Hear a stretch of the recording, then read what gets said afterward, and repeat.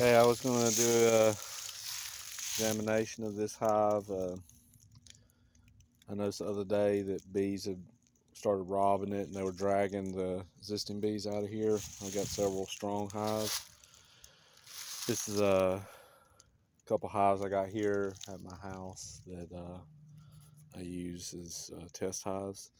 And I got this queen from another queen breeder, and I just want to see how it would do last year.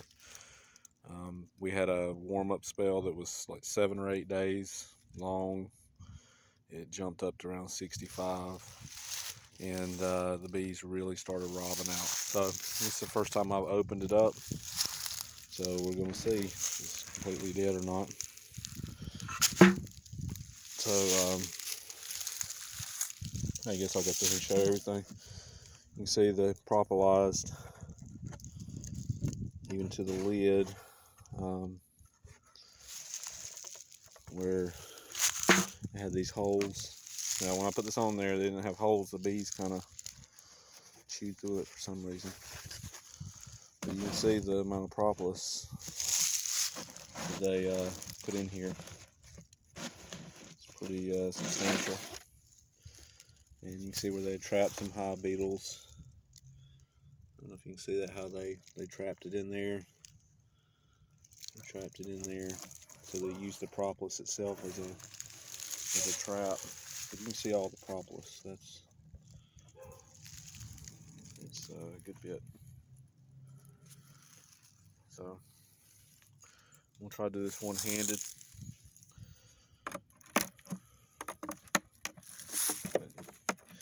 So whenever bees start robbing like that, I mean, they take a weak colony like this and they don't show it any mercy. So there's probably you're gonna see dead bees, and you can see. So that's something that's really important to see, guys. See right here, they still had pollen. I don't know if they got any nectar.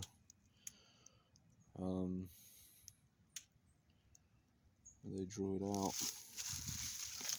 So there was still some live bees in there, and look at all the fur. It's hairy. So that bee's not all that old. I'm gonna see if I can really get a good picture of it. See all the hair that's on the bee. There's the queen right there. So she was in the middle of the cluster. So there she is right there.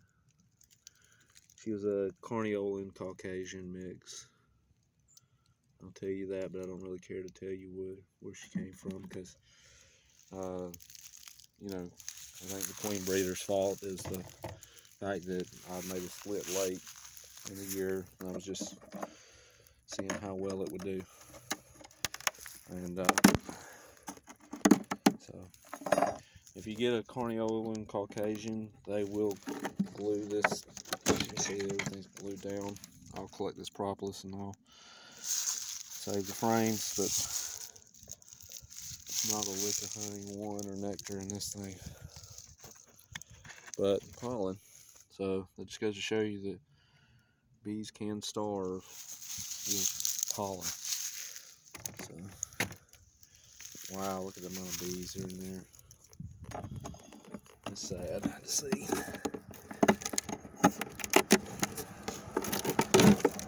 So,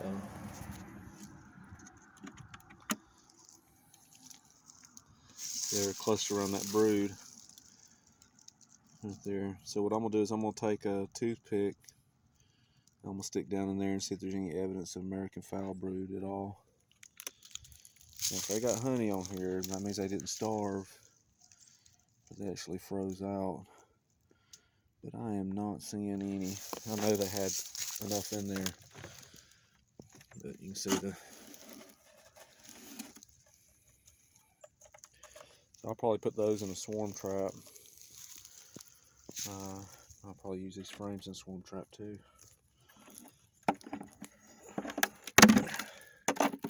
Now it's cold out today, so that's why that propolis is popping like that.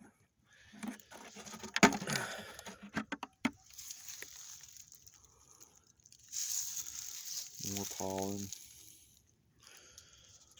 See that drone comb in there?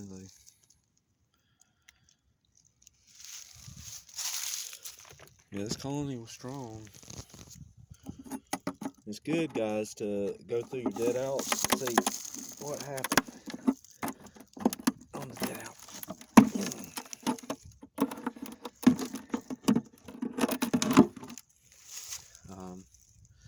On this one, I think they just got robbed out and they starved to death. There wasn't much I could do to save them. I mean, because the temperature dropped so fast after that see, there's tons of pollen in that. Let's see if I can get in the sun so we can see it good. See the pollen down in the frame, down there in the bottom.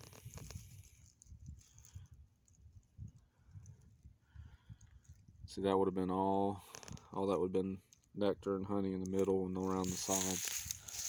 But whenever one gets robbed out like that, and the temperature drops, if I would have put sugar water on them, it would have condensated, the heat, and it would have rose up and then rained down on them and killed them. Or if I'd put dry sugar, there'd been no way for them to get out and metabolize it. So, but yeah, whenever they start getting robbed like that, there's not much really you can do. I guess I could have come out here and closed off the front if I'd have got it caught in time, but it was too late whenever I saw it. They were really after them.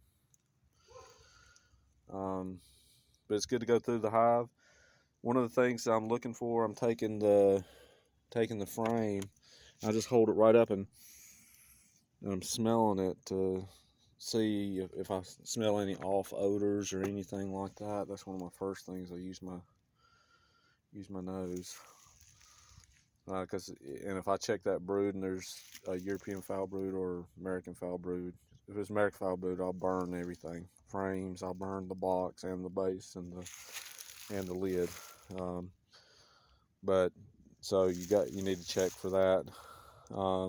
And then if I find it in this one, then I'll go around to all my other colonies and check, because they robbed this out, so they could have spread American foul brood, but I don't see that being the case. But I'm still going to check it. So I just wanted to show that and share that with you guys. And maybe I'll go through some of my other dead outs that I've got. This winter's been an odd one. We've had 2 weeks that it warmed up to around 60 degrees, and the bees started brooding up, and whenever they brood up like that, they start consuming a lot more food, and then the temperature drops. Well, they're trying to keep that brood nest warm, and in turn there's more condensation in the hive. So anyway, I just want to share that with you. Please like and subscribe.